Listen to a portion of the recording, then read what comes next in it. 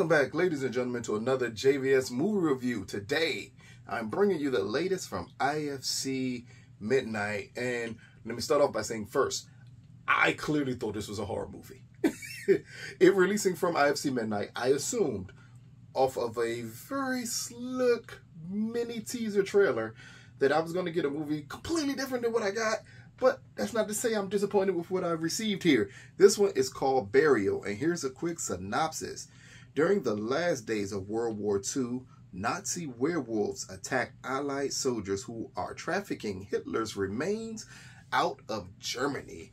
And this is directed by Ben Parker. It stars Charlotte Vega, Tom Felton, and I would say Barry Ward is the last one here of the cast that I'm actually going to bring up out of the people who star in this film.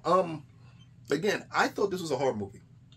That synopsis alone, I, not doing any research, went into it and thought, hey, that sounds like this is going to have some form of a supernatural element to it. Instead, what we get is a wartime mystery thriller, which, again, while something I wasn't expecting, not necessarily a bad thing, we're introduced to the older version of the character played by Charlotte Vega in the beginning of the film as a young neo-Nazi breaks into her home, attempting to find a secret that she is hiding. And she poisons this man, and then we get into the actual story of the film as we get to the backstory of what happened when she and a group of other soldiers were sent out by Stalin to get Hitler's remains and bring them back home. This is where we get the mystery aspect of it. We get the wartime aspect of the film.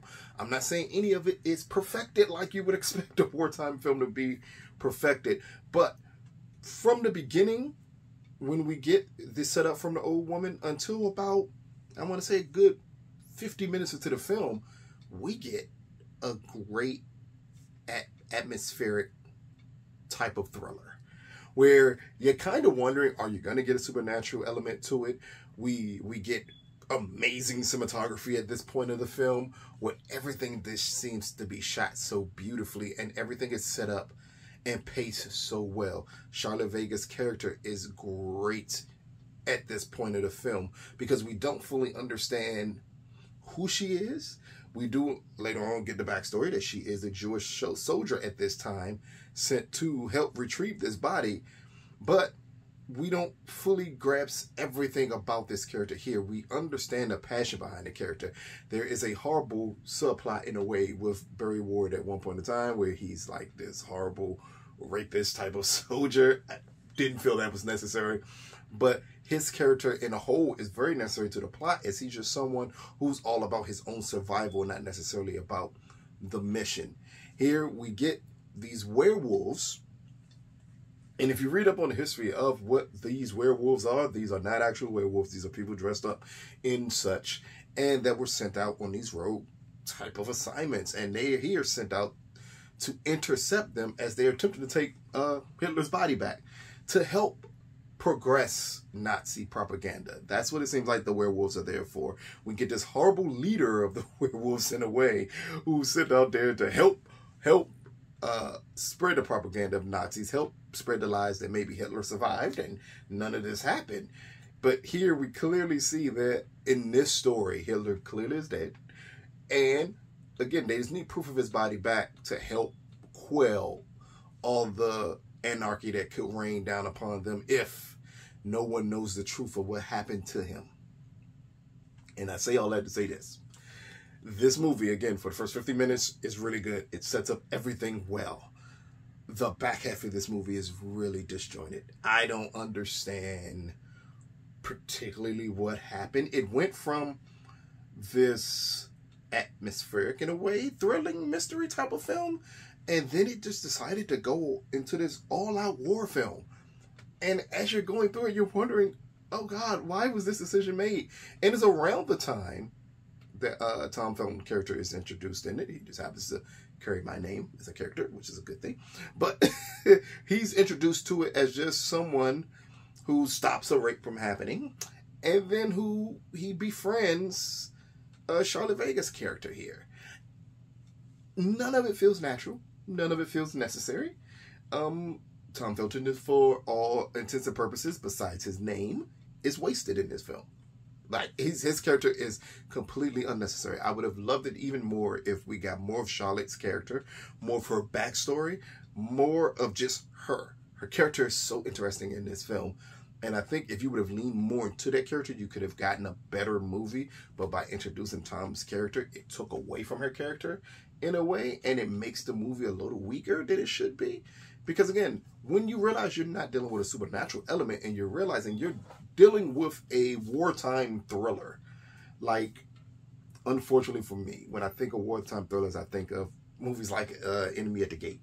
Granted, it's not the same setup at all between these two films, but the tone, especially at the beginning of this movie, and that tone in that film are very similar to one another. So you would expect them to keep that up through the pace of this film. So again, when I think about a film like Enemy at the Gates, I'm not thinking that this film should be perfect, but it should evoke some of those feelings that film did.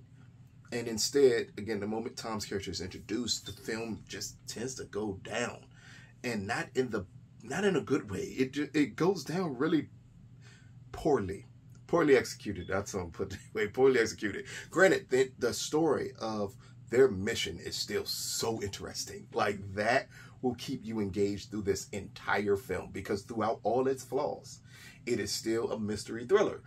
And if anyone knows mystery thrillers, you're going to get ones that maybe don't rise above the crop, but that are still good and still entertaining. That's what this one falls into. It is still good, it's still entertaining, it is still well directed. Mr. Ben Parker did a really good job at directing this film. I think this is only his second film. I can't remember off the top of my head his first film, but I know this is his second film. And then he wrote another film, I think, called The Chamber, which is, I remember not being too bad of a film, and thinking that the story was really good in that one. This is the same way. The story is really good. It's just that at points the execution falls off because it feels the need to interject action when you didn't need action, and you just needed more character development. Because in the end, you don't really care about any of these characters. Even on the other end of the huge Nazi bad guy, could care less about him. Besides him being a Nazi and you don't want him to win because he's a Nazi, I need a little bit more to care about these characters to make the story more engaging. And that's where this movie falls a little flat at. But even through all of that, it is still a very entertaining type of film. You just gotta get to the point where you say, you know what? I kind of know what I'm in for here. This is not a big budget film, not something that you're expecting to be perfect. But you did expect a little better execution at times. Besides Charlotte Vega's performance, no one else really stuck out. And her character didn't have the backstory necessary to make it a great performance. But you still feel the intensity at times of her. Even in the latter parts of the film, where it kind of goes off the rails, you still see her intensity in this film. It's one particular thing, and this is not a spoiler, that's why I'm talking about it. One particular scene in the film where the Allied troops are like under fire and the body goes missing, and we see the passion that Charlotte's character has in attempting to get this body back. And when that happens, you're wondering, where was that passion throughout the rest of this film? Because if that passion existed in the rest of this film, this could have been really good to a great type of escapism thriller. But instead, we get just that one scene of passion, and we have to lean on the point that the story is very interesting here. That they are attempting to bring Hitler's body back to quell Nazi propaganda. And then we have the other side of the Nazis trying to amp up the propaganda, so they need to make you believe that this is not Hitler that is dead here. It's an interesting story. It ties enough in history that if you would like to research some of this, you can. And you realize, like, the werewolves are real. You realize that some aspects of it are factual. Granted, the story isn't, but some aspects of it are factual that could keep you engaged. And that's what you kind of want out of this film. Again, it's well directed, well shot for the first 50 minutes. The latter part of it, I don't know what happened. It's like the sun came out and they said, you know what, we no longer need to shoot this movie well. made no sense to do that. But again, if you're looking for something to escape, or possibly like a Saturday night, Friday night, nice, easy watch. That's what this movie is. It's an easy watch. If you're looking for a film that is a nice, easy watch that gives you a good performance from a lead actress that you're going to want to see more of after you see this film is for you. So, Burial, again, brought to you by ifcmidnight. They are dropping it in theaters, limited on September the 2nd, but it's also dropping on streaming on September the 2nd. So again, if you want to stay home and watch it, you can. If you can get into probably a art house theater, I'm expecting, that will try to show this film, and you want to see it on a big screen, I may even, I've seen it twice, and I still may go see it on the big screen because it was engaging enough to keep me interested. Out of a possible 10, I am going to give Burial 5 out of 10. Right there on the halfway part. And again, it's engaging enough to keep you intrigued with the storyline. The first 50 minutes are really good. The latter part of this movie is not. And that's the only thing that's keeping it from a higher score for me, is that the latter part of the film is really weak and it becomes way too generic to, if I wasn't overly invested in it, if I didn't care a little about possibly the history aspects of this story, then maybe my score would be even lower. But because I did care about those aspects of it, it made me care more about what was going to happen in the conclusion of the movie through all the unnecessary action scenes that happen in the third act that are really, really not good. But again, I was able at times to remember how engaged I was at the beginning of the film, so it made me forget how bad it was on the back end of the film. And for that reason alone, I think you can watch it. I think if you're looking for, again, an escapism type of film, and escapism films don't have to be perfect. Far from it, actually. They just have to be something that can intrigue you and keep you engaged. And that's what this film, I believe, can do for most people who would watch it. So again, check it out when it drops September 2nd. This has been another JVS movie review. Peace, people.